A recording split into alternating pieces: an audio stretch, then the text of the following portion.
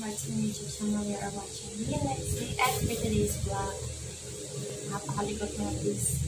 Kung mo naririnig nyo kasi may reflect on 30 na tamad ko sa patayin niyo. Wait lang.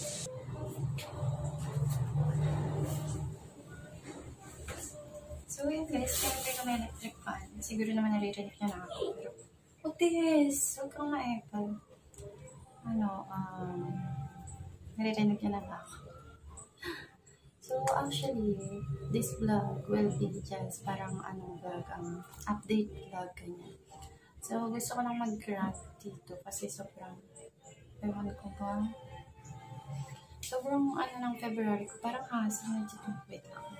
Hi guys, so, kasi sobrang, ewan ko, parang nakakairita lang, di ba na birthday mo February, tapos sobrang lungkot ng February mo. Sobrang daming nangyayari ng February na ayaw mo na lang talagang kita nyo naman yung mata ko, kita nyo naman lahat yung eyebags ko and yung stress ko kung alam nyo lang. Kasi diba nag-start nga yung February. Actually nag-start yun, may sakit si Otis. Si Otis muna yung unang nagkasakit and kinamot ko siya, pero okay naman. So nalampasan ko naman yung pagkamot ko kay Otis. Parang pinagsasama-sama ko lang yung nangyari. Tapos after naman nun, ano ba nangyari? Parang nagkaroon naman ng problema sa nagkaroon ng delay sa finances, ganyan. So, parang, hindi naman, okay naman, napag-abot-abot naman, or napagkasya-kasya naman. Kaya lang, syempre, merong stress kapag nanay ka na, ganyan, yung mga kailangan mong bilhin is, parang nausog. So, medyo stress ka sa budgeting, ganyan, kasi, imbis na mabibili mo yung for 2 weeks, mabibili mo muna for 1 week. So, susunod na naman linggo, bibili ka na naman kasi medyo na-delay nga. Tapos, after nun, umalis si LC. So, yun yung talagang until now parang stress ko. Kasi, wala. Parang sobrang hirap lang talaga nang wala yung partner mo. Actually, nasanay kasi ako ng grabe, pinag-iingay mo parang 2016 pa lang nandito na si LC, umuwi na siya. 2018 yata talaga siya. Parang kami, hindi na kami naghiwalay, nandito na siya sa Bataan, hindi na kami nag-LDR, 2018 or 2017, ganyan. So, ngayon, is 2022 na, kung iisipin nyo, ilang taon na halos araw-araw kami magkasama, araw-araw kami nagkikita, ganyan. Tapos, biglang aalis siya, diba? Tapos, may amaya na rin. So, yung mga gawain ko is parang nadoble. Alam niyo yan? Kasi dati parang time.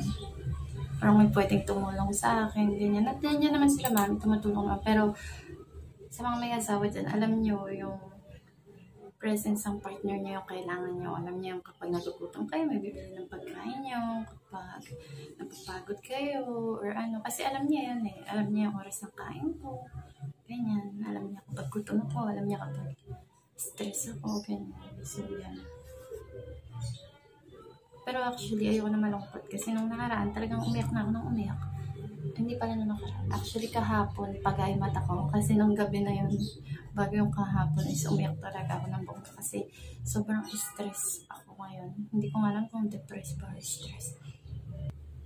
Yun, kasi syempre biglang malalo yung asawa mo, diba? So, iba pa yung overthinking ko sa mga pwede mangyari na nandun siya, ganyan. Pero yan nga, kasi syempre alam niyo naman na plano talaga namin yung sa bahay, kaya siya nandun. Syempre lumalaki na si Amaya. So, parang last week talaga, yung umalis siya. As in guys, hindi ako nagugutom. Parang sobrang bad nun kasi dapat nagugutom ka kapag halimbawa lunch na or almusal na ganyan. Parang kahit kakapiranggut talaga yung kinakain ko ng almusal, hindi ako nagugutom ng lunch. Tapos gabi wala rin akong gana. Tapos yung kakain ako, umiyak ako kasi namimiss ko nga sa LC na tuwing umaga, tanghali, gabi, sabay talaga kami kumakain.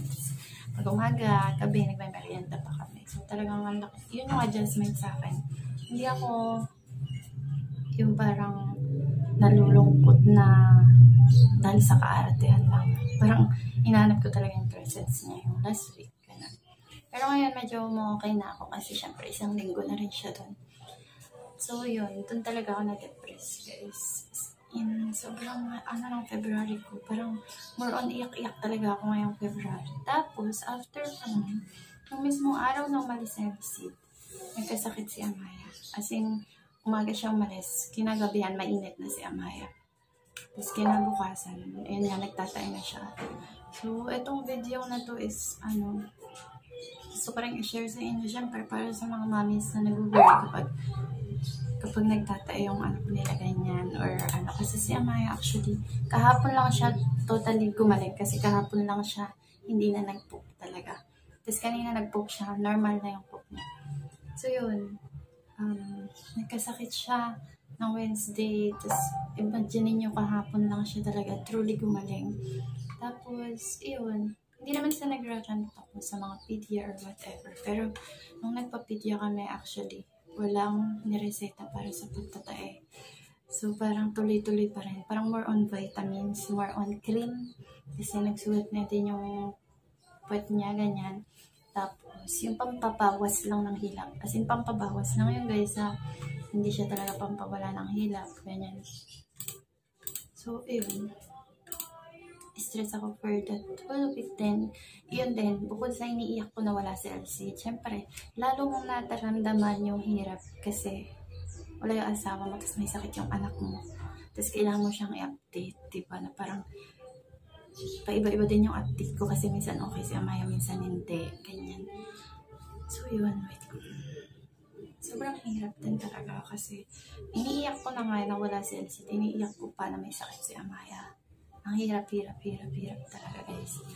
Kasi thankful din naman ako pala mami at dad kasi talagang hindi ko kayang asikasuhin yung bahay nun. Pero nandyan sila para tulungan ako. Tapos sumalagdag pa si Otis. Nakuha ka ng pasaway. Sa totoo lang, dagdag kalat pa. Yun. Tapos, yun lang, guys. Tapos, ngayon, yung magbe-birthday ka ngayong 24. Parang hindi ko talaga siya nararamdaman kasi parang more on iyak ngayong February, ba't ganun? Nagtataka lang ako. Bakit more on iyak yung February, yung birth month ko, diba? Nakaka-stress. Kasi iyak ako pagdating sa mga ganyan na mag-birthday ako ngayong buwan na to. So, syempre, dapat parang ready ka na sa birthday mo, sasaya mo ganyan. Pero, wala na. Hindi na ako umaasang masaya sa birthday. Kasi syempre, wala yung asawa ko, diba? Paano naman ako magiging masaya no? So, yun lang. Gusto ko lang i-share sa inyo itong February ko. Kung bakit ang malas ng February ko. And baka may tulong kayo sa February ko. Pero so far, so good. Yung sa work ko naman, yun naman yung naging okay. Kasi kahapon napasok na kami. So, sa school. Ang babait ng mga kasama ko. Grabe, hindi ako nangupi sa kanila. Sobrang mabait talaga nila. Hindi ko na lang dinagdali na. Kasi syempre, work yun.